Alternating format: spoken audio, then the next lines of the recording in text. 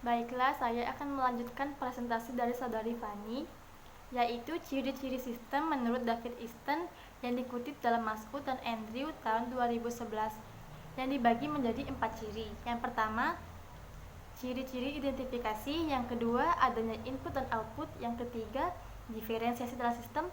Yang keempat, adanya integrasi dalam sistem. Yang pertama, ciri-ciri identifikasi. Ciri-ciri ini dibagi menjadi dua, yaitu unit-unit sistem politik dan juga batas-batas. Unit-unit sistem politik merupakan unsur-unsur yang membentuk sistem politik, yaitu tindakan-tindakan yang membentuk peranan-peranan politik dan kelompok-kelompok politik. Yang B, batas-batas. Untuk membedakan sistem politik dari yang lain, maka perlu diketahui batas-batasnya. Adapun yang menjadi batas adalah tindakan yang langsung berhubungan dengan keputusan-keputusan yang bersifat mengikat masyarakat. Yang kedua, adanya input dan output.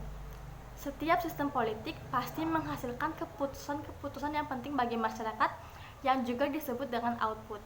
Untuk menghasilkan output, sistem politik membutuhkan input secara berkelanjutan. Input ini penting karena bila tidak ada input, maka sistem tidak akan berfungsi.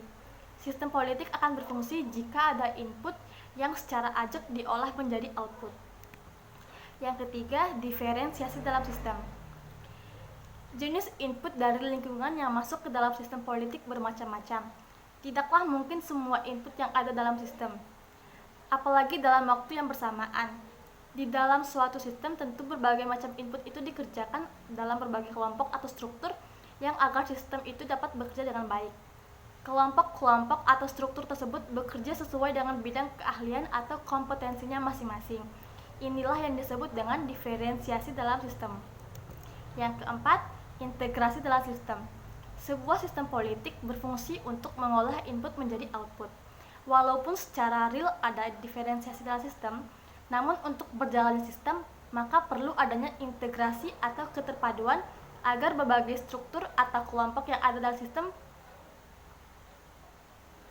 Ketidakterpaduan dalam sistem akan mengakibatkan malfungsi atau disfungsi sistem, bahkan bisa mengakibatkan kehancuran.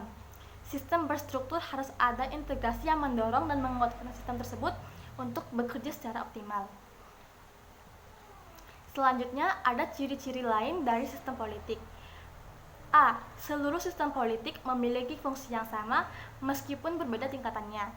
B. Memiliki berbagai tujuan tertentu. C. Memiliki berbagai jenis komponen dan setiap komponennya memiliki fungsi tersendiri. D.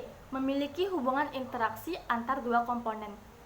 E. Memiliki struktur atau mekanisme kerja dalam sistem politik. F. Memiliki kekuasaan yang digunakan di dalam berbagai sistem atau di luar sistem untuk mengatur komponen. Lalu ada G. Memiliki kekuasaan.